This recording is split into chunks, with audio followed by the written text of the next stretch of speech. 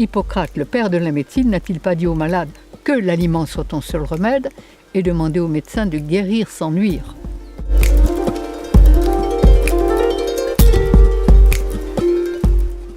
Il faut refaire une véritable philosophie de santé, de bien-être. On ne combat pas la maladie, on refait la santé et les maladies disparaissent. Et je veux faire, et j'ai l'intention, et nous avons l'intention, de faire des éducateurs de santé. La souffrance et la maladie sont là pour nous réveiller. C'est le voyant rouge qui s'allume. Maladie, ça veut dire quoi? Ça veut dire que quand notre corps crie au secours, quand il est en état de souffrance, c'est qu'il veut se libérer, c'est qu'il veut expulser, éliminer des résidus qu'une nourriture qui n'est pas faite pour lui lui a inculqués.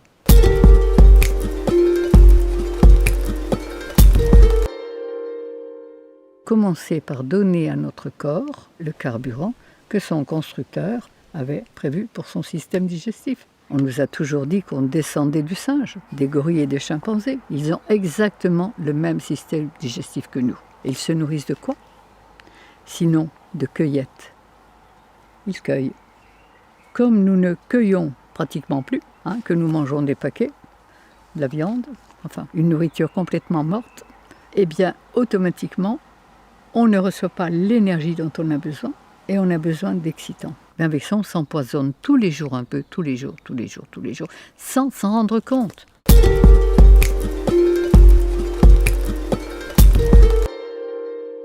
Il faut non pas seulement donner à notre corps les aliments qui sont faits pour lui, mais nettoyer les humeurs dans lesquelles les cellules baignent, c'est-à-dire les liquides interstitiels dont la science et la médecine ne tiennent aucun compte.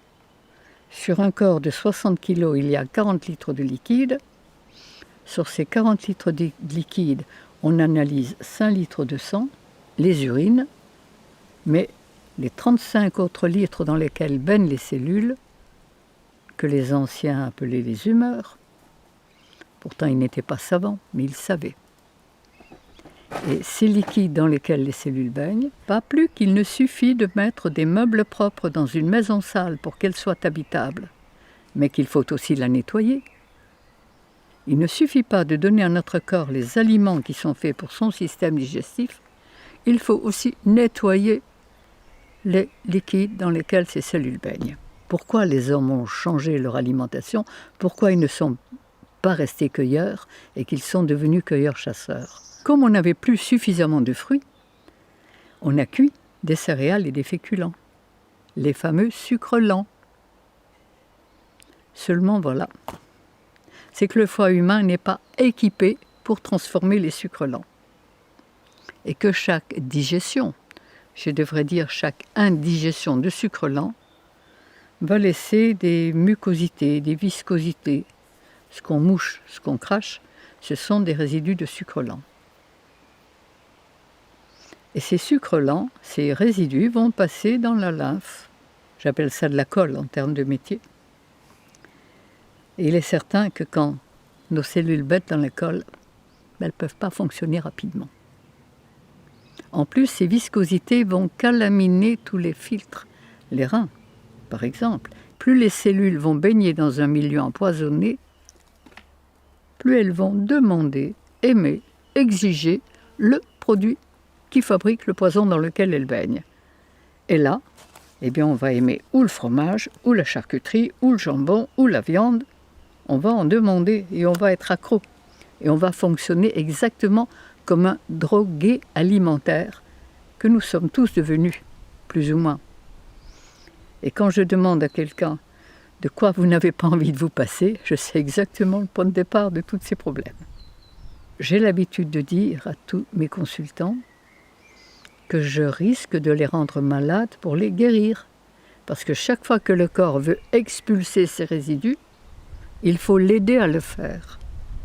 Alors que médicalement, scientifiquement, on empêche le corps d'éliminer. Donc, il n'y a plus de douleur, il n'y a plus de souffrance. Mais au lieu d'éliminer les toxines qu'il voulait éliminer, il les refoule dans ces nappes souterraines et ils ne vont pas rester sans rien faire. Alors, il est bien certain que le but, c'est d'aider, comprendre pourquoi notre corps souffre et l'aider à faire ce qu'il a à faire. Chaque personne est un cas unique et elle va expulser, son corps va tenter d'expulser ses résidus en fonction de sa constitution.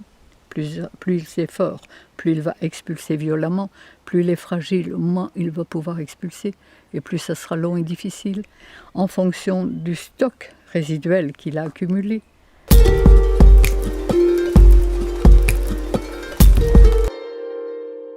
Des stages pratiques de santé.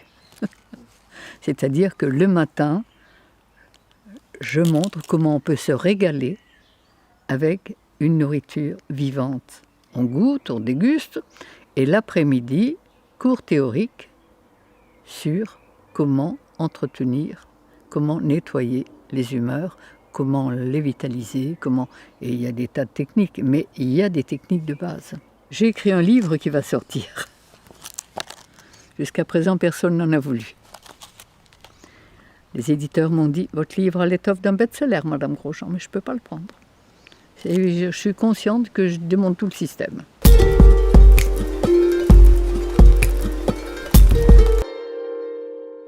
J'étais morte de peur. J'ai été dans la souffrance la plus absolue. Et c'est pourquoi, sachant ce que je sais, j'ai envie de communiquer et que chacun puisse découvrir qu'il peut être heureux, en forme, créatif. J'ai l'impression de faire ce que j'ai à faire. Et notre rôle, il est, comme les cellules de notre corps, de travailler l'un par l'autre et l'un pour l'autre au service de l'ensemble. Et quand on peut faire ça, on est heureux de le faire. Et quand on est heureux, on peut donner du bonheur.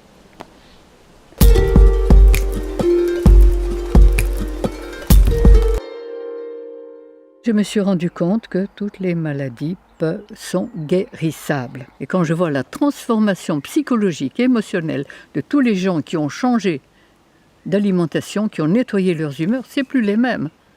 Ils changent de vie et en fonction de ça, les maladies disparaissent. Et qu'elles soient psychologiques, qu'elles soient émotionnelles, qu'elles soient physiques.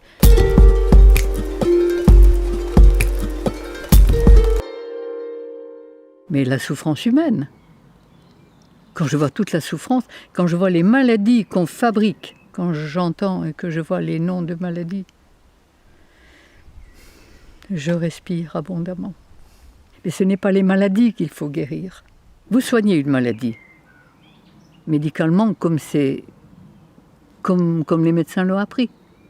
On empêche le système d'élimination de fonctionner. Il ne fonctionne plus, mais au lieu d'éliminer les résidus, il les enferme. Et quand il y a trop de résidus dans les liquides interstitiels, dans les liquides dans lesquels baignent les cellules, ils pénètrent dans la cellule. Comment voulez-vous qu'ils fassent autrement? Et quand les résidus pénètrent dans la cellule, soit ils déprogramment le cerveau et on fait quoi? Un cancer. Soit ils le sclérosent. On fait un diabète ou une sclérose en plaques. Soit il le paralyse, on fait un Parkinson. Soit il le déconnecte, on fait une folie meurtrière ou suicidaire ou un Alzheimer. Et on fait toutes les maladies du monde en étant soigné comme on l'est.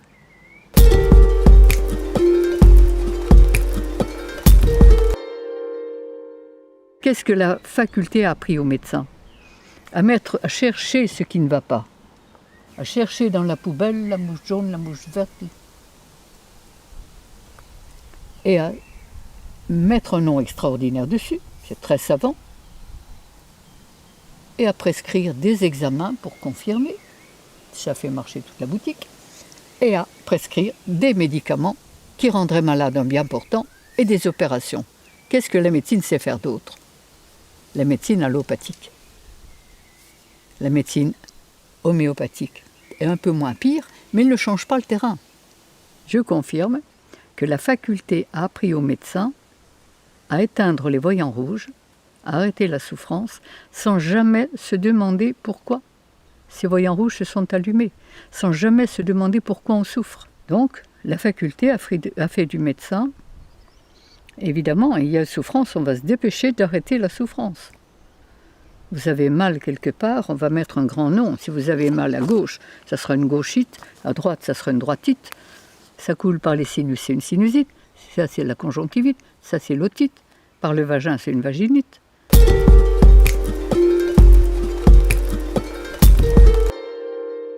Je suis passée en correctionnel, j'ai été appelée par l'ordre des médecins. Et quand l'ordre des médecins m'a appelée, c'était un bon vieux médecin d'Avignon et qui m'a dit « Madame Grosjean, si vous n'aviez pas la popularité que vous avez, il y a longtemps qu'on vous aurait fait un procès. Et si on ne vous le fait pas, c'est uniquement parce que si on vous le fait, on va encore développer votre publicité. »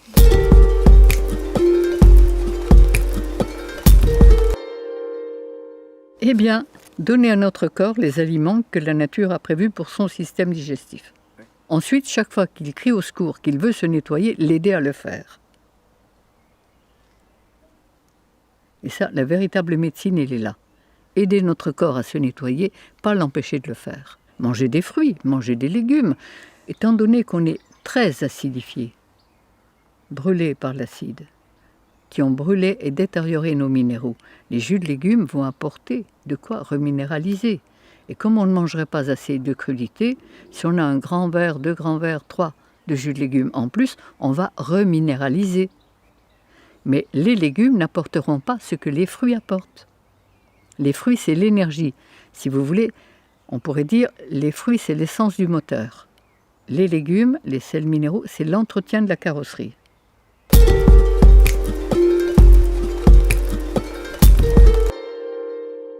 Le corps est toujours à la recherche de son équilibre le plus parfait. Et dès qu'il a un brin d'énergie supplémentaire, qui peut être celle du printemps, celle des pollens, celle du soleil, ou s'il doit faire face à un choc qui lui demande beaucoup d'énergie, pour pouvoir faire face à ce choc, il va éliminer les poisons qui l'encombrent. Il va se débarrasser de tout ce qui l'encombre. Et là, on dit « ce choc m'a rendu malade ». Non. Il a révélé l'état dans lequel on est et il en a profité pour expulser. Donc pour expulser ces résidus acides, il doit les faire fondre.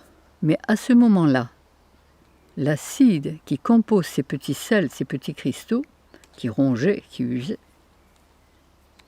cet acide va brûler les émergences nerveuses et c'est cette brûlure qui crée la douleur. Donc chaque fois qu'on souffre quelque part, si on n'a pas reçu un coup, évidemment, chaque fois qu'on souffre, c'est que notre corps essaye d'expulser le petit dépotoir stocké à cet endroit. Eh bien, où on aide le corps à éliminer cet acide urique en faisant travailler au maximum les reins, la transpiration, qui est une forme, ou comme on pourrait le faire en coupant le fil du téléphone des pompiers quand la maison brûle, on coupe notre système sensitif, il ne va plus. Le corps ne va plus évacuer ses résidus, on n'a plus mal, le cerveau ne sent pas la douleur, mais au lieu d'évacuer les résidus, on va les enfermer, les garder dans nos nappes souterraines. Et là, on va aggraver notre état de souffrance.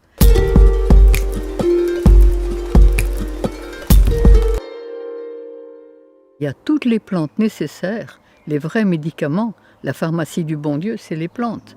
Quand vous pensez que l'ortie verte qui pique, cette horrible plante, c'est la plante la plus antidépressive que je connaisse. Faites une cure de jus d'ortie et vous verrez.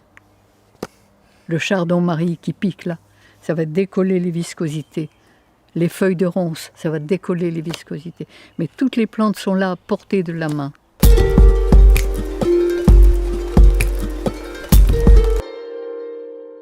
J'ai vu mourir très jeune 3 êtres chers, bien soignés comme on l'entend classiquement.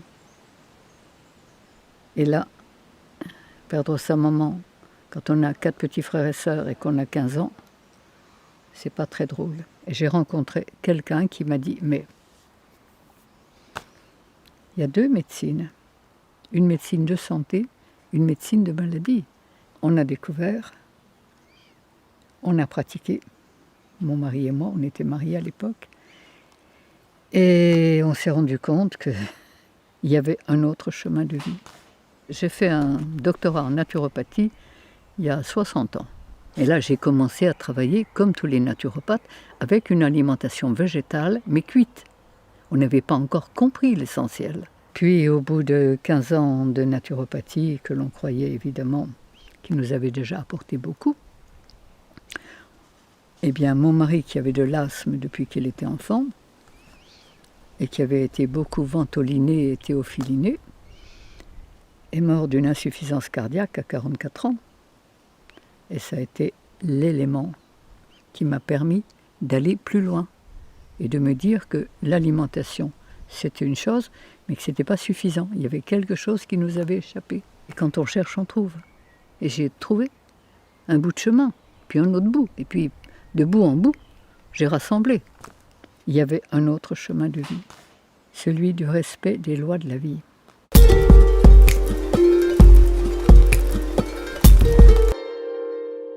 Avec un certain médecin suisse qui me connaît depuis plus de 20 ans et qui, quand il m'a découvert, il m'a dit « Je veux travailler avec vous ». Il a acheté 23 hectares de désert au Maroc et quand je suis allé voir son truc, j'ai dit « Mais vous faites quoi là? Une oasis ?» Vous avez trouvé le mot. Une oasis de santé. Et il a mis en eau ces 23 hectares, il a fait creuser des puits. Il a financé ça tout seul. Il a planté 2000 arbres fruitiers. Je veux que ce soit un paradis, m'a-t-il dit. Et il a construit, à l'heure actuelle, un petit village pour recevoir les gens, pour faire une école pratique de santé. Et ça ne sera pas une école de médecine, pas une école de naturopathie, une école pratique de santé. Il faut apprendre, il faut sentir, il faut faire. Et là, vous vous rendrez compte que tout change. Votre psychisme, votre émotionnel, votre confiance. Vous n'êtes plus du tout la même personne.